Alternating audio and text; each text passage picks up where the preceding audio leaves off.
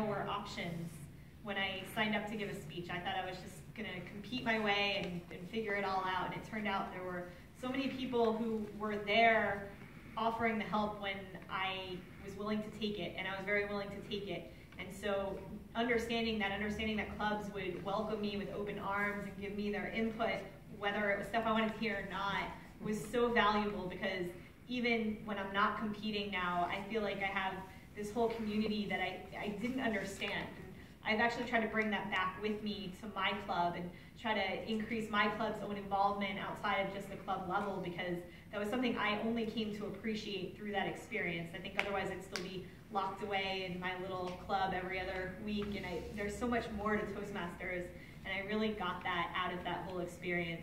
And then the other thing that I got was I was so worn out by the time I got to the semifinal stage. I had done everything I could, because I promised myself I'm going to do this as hard as I can. I just want to see what happens if I throw every piece of myself into this and try as hard as I can. And I was very proud of myself, and I didn't really care whether I placed, and I thought I did a great job, but people would say, so I'll see you next year, and I'd go, oh, I don't know. I need some time to recuperate. I mean, this process starts in February, and it goes all the way until August, and that is a lot of work if you take it really seriously. And I was so burnt out, and I just thought, you know, good for me. I learned so much, and this was a great process. But then the rest of the convention happened, and every day people came over to me and they were like, I just loved your speech, and they would tell me their own stories, and they had completely connected with it, and whole clubs were like, can I take my picture with you? We love you. And that was like, oh, you know, I'm not just here giving a speech in front of a lot of people and trying to do it right. I'm actually connecting with people in my audience and forming a bond with them. And somewhere I think maybe that got a little lost in the contest, and that sealed the deal for me, and I was like, I want to do this all the time. I always want to speak in front of 700 people and have people come tell me that they like my story and that they have their own story. And I think I knew that somewhere, and then I maybe lost it, and I got it all back at the end. And so that was the other thing that I learned. Thank you very much. Any questions? Yes. Yes. What do you think about using props, say costumes or items, to build up your character? I believe if it is important, if it furthers the plot, use it.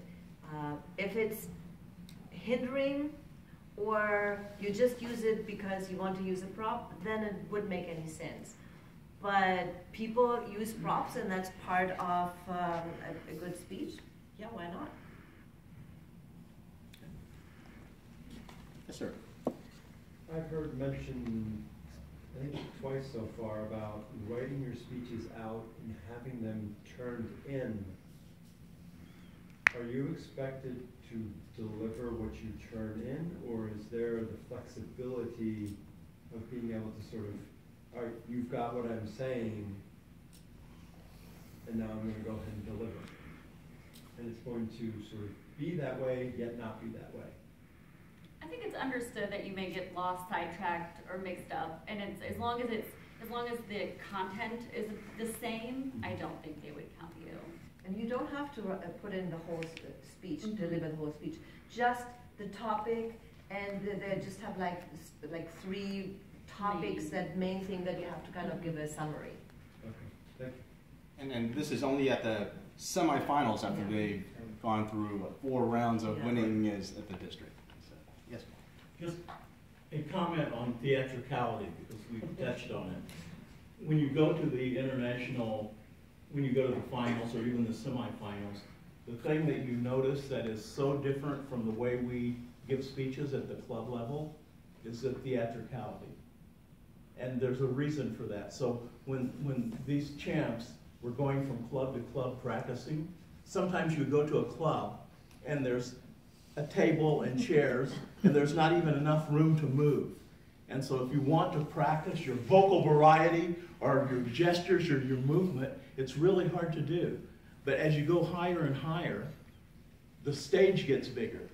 And so when you're at semifinals and you're in this huge stage or in the finals, if you haven't practiced your movement and your vocal variety and your projection because you've been giving speeches to really small audiences.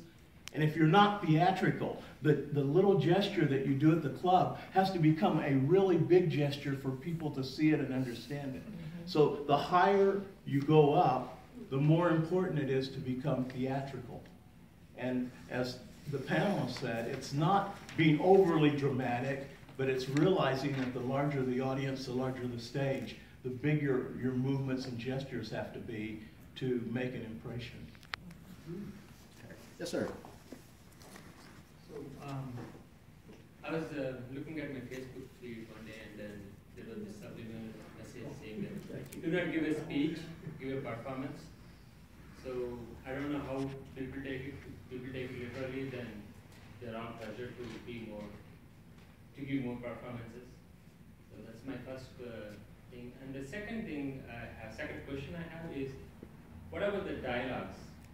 When we use dialogues in a speech, and if it's a dramatic setting, like I'm trying to emulate something that happened in a bar, I'm trying to use his voice, his authoritative voice, to set the scene in the speech, to set the stage in the speech. How much is too much?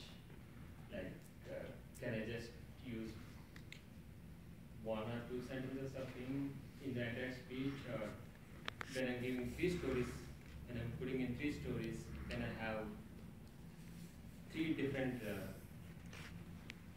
vocal settings in each of those stories? Like one setting in one story, the second story in the third story. I was just going to answer the second one because I had an issue. It's really funny when a guy does a girl voice, you know, but when a girl tries to do a manly voice, it sounds really weird.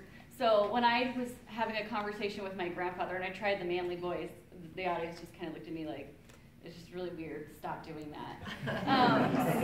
So I started just letting them know that this may have been my grandfather when I was talking over here and then moving over here. So they still got kind of, or I changed body language a little bit, so we found other ways for me to come into a conversation where you could tell there were 2 people in it, whether I changed spots or I changed my demeanor and, you know, the way I was positioned so that they knew I was 2 different people. So I guess it depends on you. I've heard girls do guy voices and they did just fine. For me, I just couldn't quite get the deep voice down. So for that, you just have to find your own kind of way to do it. Yes. Sometimes between the club and the district, you will not have the opportunity to use a lapel microphone. So at the district level, you will have that one opportunity, perhaps, to use that microphone. So what do you do to practice in using it? Well, you really don't have to practice because the microphone is usually, it's a clip-on, it's right here, and there is the sound technicians in the back, they regulate it. So you just speak normal, or if you're on a bigger stage, you have to project more, which is very important. And I think if you go up the next level, just start practicing it in a bigger room. When you go to clubs that are bigger, or go like I did it before I went to Las Vegas. I was on a camping trip, and there was a stage, like a little stage with some like benches there. And so I went on the stage. Nobody was there, just a few little raccoons there on the side. But there I was practicing, and I was projecting all the way to the back so that I can get used to speaking louder when it comes to being on a bigger stage. So, but you don't have to worry about that with the microphone. They take care of that. I do want to mention something with that. During actually semifinals, and I can't remember if it was an evaluation or the actual speech contest, but one of the girls wore a dress like this without one of these sweaters. She had nowhere to clip on the actual microphone, so she had to use the handheld. She wasn't using a handheld. She wasn't used to a handheld either. She was used to just talking in a room like this, but people couldn't hear. So she kept doing this the whole time. And so she lost a ton of points because people in the back couldn't hear. And she was the only one that had to use the hand mic. So I would say for ladies specifically, make sure that you wear different clothing or bring an extra. So if you really want to wear a dress like this, that's fine, but maybe grab a cardigan or maybe bring pants and a shirt just in case you get there and it doesn't work for you. So that's important too.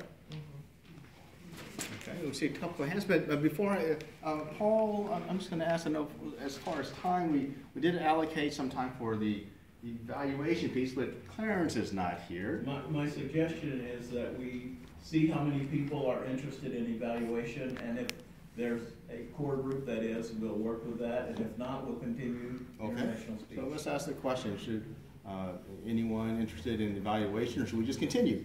Continue. Continue. There's some of that. Continue, okay, you're both, okay. So with evaluation, now, I'm going to put him a little bit on the spot. We do have a past district evaluation champion here in the audience. And Sam, would you, I'm going to put you really much on the spot here with 40 pairs of eyes staring right at you. Okay, so what we'll do is let me take two more questions for the panelists, and then we'll move on to the evaluation. Okay, so yes, ma'am. Hi. I'm always worried about the loud voice. I'm loud by nature. I never use any of the microphone anywhere I go. Do they adjust for people who are loud by nature? You get to practice. Yes. At least at semifinals, we got to practice. So they made you do your loudest voice and your softest voice, so they could adjust during certain times or kind of get your volume. And you could hear yourself, and people would sit in the back and they would be like, yeah, that's great. It was other semifinalists that were like, yeah, you sound great. No, it's terrible, kind of thing. So you get a little bit of help, but it's, you know. Same day? Same days. Wow.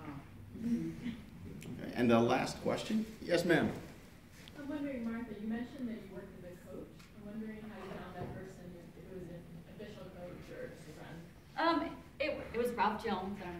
Probably some of you know him. So he was just at my club. He was like, hey, if you need any extra help, I'm more than willing to help you.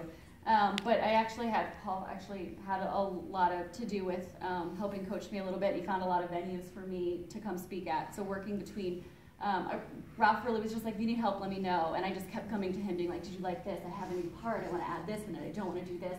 These people said that this sounds terrible and it's the worst joke. Should I leave it? Should I? And he was great just to be a sounding board, really. And you have to have a team. I know Edmond was nice enough to film sometimes when I went places.